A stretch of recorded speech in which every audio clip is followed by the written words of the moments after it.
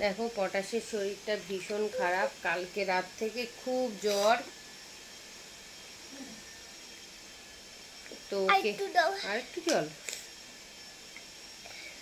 ওকে এই জাস্ট একটু নুন দিয়ে প্লেন সুজি খাওয়ালাম, একদম প্লেন সুজি যাকে বলে আর কি।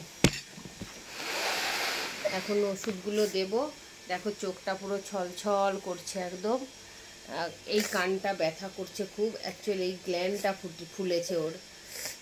হচ্ছে ওয়েদারটা এত চেঞ্জ হয়েছে, চেঞ্জের কারণে হচ্ছে প্রচণ্ড শরীর খারাপ করছে এখন।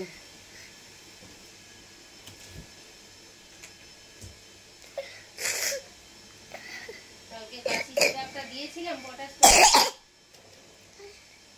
রে কালকে কাশির সিরাপটা দিয়েছিলাম, জানি না। তো এখন পটাশকে ওষুধ দেব। কি কি ওষুধ দেব দেখো, দেখাই।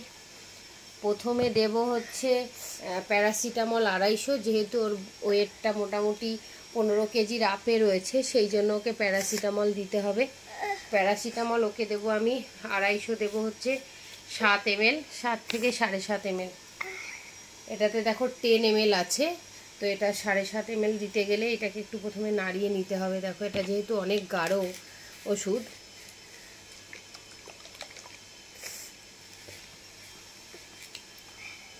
এই মানে দরকারি এই ওষুধগুলো সব সময় বাড়িতে রাখতেই হয়।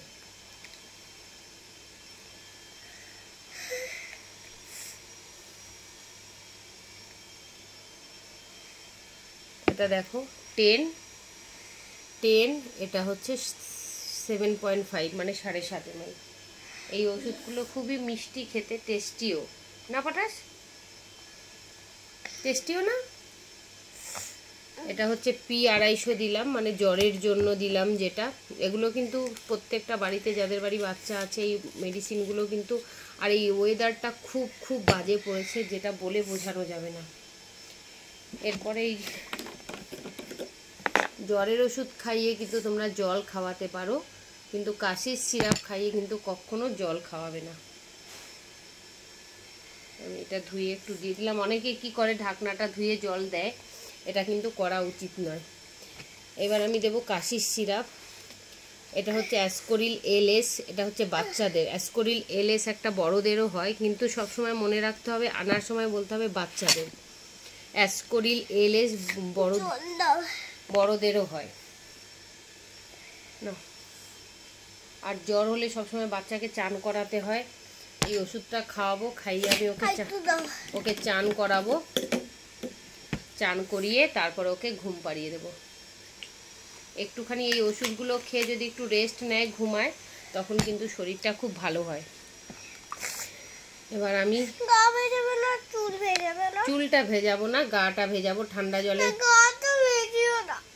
গা না ভেজালে জ্বর কমবে না। এটা কাশির ওষুধ।